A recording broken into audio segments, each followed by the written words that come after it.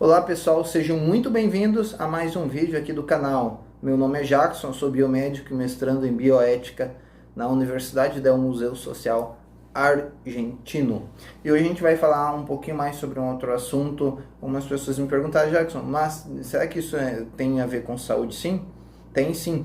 E quem não assistiu os primeiros vídeos vai ver ali que a questão do magnetismo está muito relacionada à saúde mental e como o magnetismo pode ser usado para diminuir o julgamento moral, e nós temos artigos científicos que foram colocados. Então, se você não assistiu os vídeos anteriores, para aí, dê um pause, tem aqui o link na descrição dos vídeos, tem a playlist também aqui em cima. Assista esses dois vídeos primeiro e depois assista esse aqui, senão você vai ficar perdido e não vai entender nada. Então, primeiro vamos voltar no tempo, voltar na história. Franz Anton Mesmer foi um cara que começou a provocar tudo isso. E o título do vídeo de hoje, como vocês viram, já é bem polêmico, como que a hipnose, o coach, tem entrado nas igrejas brasileiras, inclusive igrejas bem tradicionais. Onde a hipnose não entra, o coach entra ali com facilidade. A hipnose está muito bem disfarçada nas igrejas pentecostais e neopentecostais, ali na forma do famoso cair no espírito, que as pessoas caem, entram num estado de êxtase muito grande. E eu vou mostrar para vocês uma imagem importante de Franz Anton Mesmer praticando ali o mesmerismo ou a magnetoterapia ou magnetismo animal. E vocês vão ver, ó, a imagem é muito semelhante, isso tem mais de 100 anos, gente, com o que a gente tem atualmente nas igrejas. Ó, a imagem muito semelhante. E geralmente a técnica utilizada era a mesma, entendeu? É a mesma ainda, tanto por Mesmer quanto também por estes pastores, como por esses hipnólogos. E se você tem dúvida disso, ó, tem aqui na descrição um vídeo de um hipnólogo ensinando exatamente o que os pastores fazem na igreja, o passo a passo, e até você pode fazer isso com qualquer pessoa, entendeu? Então, isso é algo real que acontece, os pastores passam por cursos de hipnose, mesmo que sejam com outros nomes, com uma roupagem diferente, mas eles passam por isso para conseguir enganar então as pessoas. Acho que o primeiro ponto para a gente entender essa questão de como a hipnose tem entrado nas igrejas, mas como, Jackson, isso tem alguma coisa a ver com hipnose? Tem sim. Assista esse vídeo, você vai ver as técnicas utilizadas. No YouTube tem centenas de vídeos, não vou me delongar muito para não chover no molhado, como diz o ditado. A primeira coisa, qual que é a formação desses pastores? Qual que é a formação desses teólogos?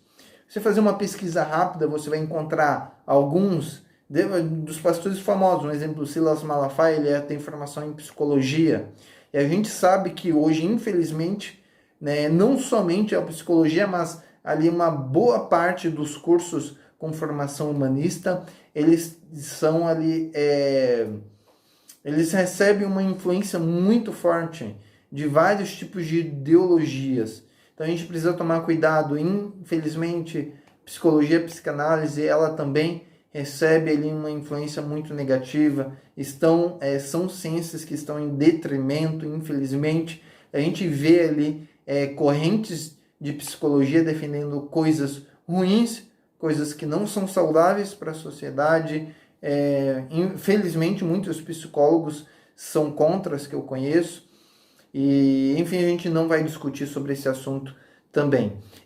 Então, alguns deles possuem formação em psicologia, psicanálise, marketing também. Encontrei alguns com formação em marketing, porque para você conseguir roubar o dinheiro do povo, né, você precisa ter ali uma experiência, uma acadêmica ali, um conhecimento um pouquinho maior. Então você precisa empregar ali o marketing para conseguir fazer com que o dinheiro flua. E, enfim, outras passam ali por diversos tipos de cursos, pós-graduações, mestrado, doutorado, e por serem cursos que muitas vezes são livres, né? O que exatamente se ensina nessas aulas? Entendeu? Então essa é uma pergunta ali interessante para a gente fazer. Muitos então têm essa formação muito humanista, que infelizmente tem se baseado em teorias humanas, das mais diversas possíveis. Então esse é um ponto importante para a gente saber. Muitos ali recebem essa formação bem humanista, bem carregada ali de ideologias humanas e não com ali base bíblica o suficiente para que a gente fique afastado dessas coisas. Porque a sabedoria do homem é loucura para Deus, já dizia o texto bíblico. Um outro ponto importante para a gente entender toda essa questão a gente viu ali que o mesmerismo, o Mesmer, ele empregou práticas semelhantes à hipnose. E é importante a gente saber também que o coach também ele tem uma raiz ligada em tudo isso. Mas como, Jackson, o coach é bom, o coach infelizmente o coach realmente tem coisas boas, realmente ajuda, mas nem tudo que tem algo de bom ele é em si tão bom ou benéfico assim para a nossa vida, para o nosso corpo, para a nossa mente, né? Então a gente precisa evitar. Um exemplo de quem criou a PNL, a programação neurolinguística, que está ali muito forte, faz parte do coach, né? Não existe coach sem PNL. Foi um escritor chamado, um pesquisador, psicólogo chamado Richard Bandler. Richard Bandler ele teve formação em matemática, computação e também se formou ali em psicologia, filosofia. Então foi um cara que estudou bastante. Ele começou então a desenvolver aquela PNL e ele desenvolveu isso com uma metodologia muito incrível, teve bastante sucesso. Nesse meio tempo, ele conheceu ali o Milton Erickson, que foi o criador da hipnose ericksoniana. Isso você pode pesquisar em qualquer site da internet, no Wikipedia, que é uma base de dados com bastante informação, apesar de não ser tão confiável, mas ele tem muitas referências científicas e também informação que pode ser corroborada com outros sites, com outros artigos ou com os próprios também. Richard Bandler, então ele foi fortemente influenciado por Milton Erickson. Inclusive isso está disponível ali de forma bem livre. Inclusive no Wikipedia nós temos a informação de que a influência principal para a formação da PNL foi de Milton Erickson. Então, resumindo, a PNL, a programação neurolinguística, ela recebe influência direta da hipnose ericksoniana. Isso é um fato, não é um argumento, é um fato que os próprios autores podem, enfim, afirmar. E mais ainda, eles eram vizinhos, né, todos esses, cadê o nome? Richard Bandler, cadê o nome? Sumiu. Milton Erickson, Fritz Perls e outros, a Virginia Satir, eu não sei exatamente qual deles eram vizinhos, mas enfim, a maioria deles tinha uma relação muito próxima. Eles corroboravam com os trabalhos um dos outros, tanto que o Richard Bandler, ele ajudou a publicar alguns livros e alguns materiais de Milton Erickson, de hipnose ericksoniana. Então a hipnose ericksoniana e a programação neurolinguística, elas estão muito, muito, muito, muito ligadas, né? Extremamente entrelaçadas. Então o coach, ele tem ali base, ele tem raízes sólidas na PNL e na hipnose ericksoniana também. Então isso é um fato, um argumento indiscutível, tá? Tá nos livros, tá na internet, tá na boca dos próprios autores, publicou livros do próprio Milton Erickson, então é uma informação que a gente não pode desconsiderar, tá? Então por isso que eu estou repetindo tantas vezes, porque são autores que, enfim, um colaborou com o material do outro. Então essa é uma informação importantíssima. Então ter isso em mente, então a gente começa a se perguntar. Tanto a questão ali da Virginia Satir, ela também desenvolveu ali a constelação familiar, que também é ali um tipo de terapia que também tem ali enfim, muito parecida com o coach, muito parecida com programação neurolinguística. Por quê? Porque um ajudava o outro a desenvolver ali as suas teorias, as suas técnicas, tá? Einstein, Nikola Tesla, todos eles, né, muitos dizem que também eles tiveram ali um envolvimento com práticas ocultistas. O Einstein, isso é uma confirmação com certeza absoluta. O Tesla, na verdade, é só uma especulação, mas inclusive em relação a Einstein, né, Einstein ele se envolveu em muitos processos semelhantes ao que a gente está mencionando. Inclusive ele procurou videntes e tudo mais. Mas isso, enfim, não é o ponto que eu quero chegar. Porque a gente precisa ter cuidado com, enfim, essas informações. E a grande pergunta é, mas eu fiz um curso de coach cristão. Tá, mas de onde que vem as informações do coach? Ele é cristão, tá, mas a base dele veio de onde? Ele tá com uma roupagem de coach cristão, mas, meu amigo, entenda uma coisa. Para você aprender coach, você precisa aprender programação neurolinguística. Para você aprender programação neurolinguística, tem um monte de conteúdo de hipnose no meio. Porque Milton Blandon, ele desenvolveu a PNL com a ajuda do Milton Erickson, tá? Da hipnose ericksoniana.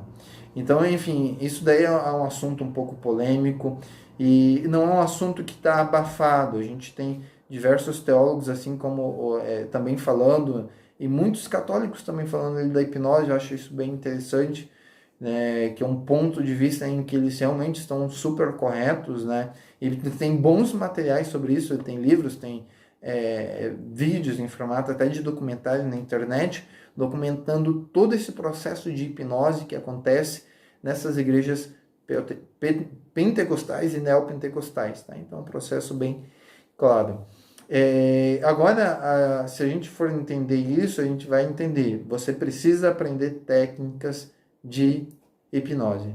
Então, provavelmente está muito disfarçado, numa roupagem bem diferente, de uma forma tão sucinta que, enfim, até muitas vezes o professor de coach, o professor de PNL, ele acaba não percebendo que ele está ensinando essas técnicas. A gente tem visto o detrimento das pregações nas igrejas por conta ali do coach, né? Augusto Nicodemos, ele cita até em um vídeo, que é um teólogo bem importante, bem conhecido, né, que hoje o pecado ele tem sido diminuído, ele tem sido minimizado, justamente porque o pecado é um obstáculo para você vencer na vida. O pecado ali é um degrau que você precisa subir. E mais ou menos alguma coisa desse tipo, e enfim, outras, né? Esse é só um exemplo, né? Não significa que você faça isso, se você é coach, não significa que você utilize essas práticas, mas a gente precisa entender que tem bases profundas o coach na PNL, que recebeu ali forte influência da hipnose ericksoniana, tá? E tem vários vídeos, tá? Link na descrição, pode acessar e confirmar ali por si mesmo. E tudo isso, e tem um projeto de lei no Senado também para criminalizar o coach, para considerar como atividade criminosa, porque coach é bem complicado. Eu sei que muita gente tem informação, mas hoje, para você ser coach, você precisa do quê? Precisa de nada, só fazer um curso lá e você é um coach. É um coach de emagrecimento, é um coach de relacionamento, é um coach de tudo. Muita gente é ajudada com o coach, mas a gente acaba tendo ali uma questão ali de senso moral próprio e também diminuído, questão ali do próprio julgamento moral também é afetado ali com o coach. Enfim, são várias questões. E acho que o principal dele acaba exaltando muito o egocentrismo, acaba tornando as pessoas mais egoístas. Eu acho que é uma opinião pessoal, tá? Você não precisa acreditar ou crer na mesma forma, mas eu acredito, eu gostaria que você entendesse que existem esses fatos, então, hipnose, PNL, mesmerismo, enfim, tudo isso está interligado e tudo isso, enfim, tem crescido e avançado muito dentro das igrejas. Então, ali nós temos a hipnose de forma bem escancarada nas igrejas pentecostais e neopentecostais, e nós temos o coaching em igrejas ali mais tradicionais. Isso de forma também ali bem aberta e bem disseminada, muitos pastores com formação em coaching, muitos palestrantes dentro das igrejas com formação em coaching, muitos vendedores com formação em coaching, justamente para isso, para você convencer a pessoa de algo que ela não quer fazer, tá? Isso daí não é legal. Avançando um pouco mais, nós temos ali mais dois personagens importantes na história do coach. Um é o Tony Robbins, o outro é o David Gordon. Eles são ali profissionais ali que ajudaram a desenvolver a PNL, tanto o Tony Robbins, né? Eles na verdade tiveram uma briga no passado, nem sei se fizeram a paz já, mas o Tony Robbins, ele é um coach super famoso, né? Enfim, os cursos dele são caríssimos e a questão do valor do coach já é uma questão ali bem polêmica, né? Realmente são processos que custam horrores, processos que têm muito resultado, mas enfim, será que realmente é benéfico? Por que o Congresso quer criminalizar o coach? Então é algo para a gente pensar, algo para você pensar, por que a hipnose, o coach, a magnetoterapia tem entrado dentro das igrejas brasileiras, tanto igrejas pentecostais, como igrejas neopentecostais, como também igrejas mais tradicionais, que são igrejas evangélicas cristãs, mesmo no catolicismo também, a gente também tem muito disso adentrando em tudo isso.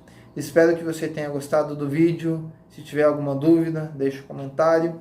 E assim como eu expus minha opinião de forma bem respeitosa, fique livre também para deixar a sua opinião, seu comentário de forma bem respeitosa também. Nos vemos no próximo vídeo e até mais.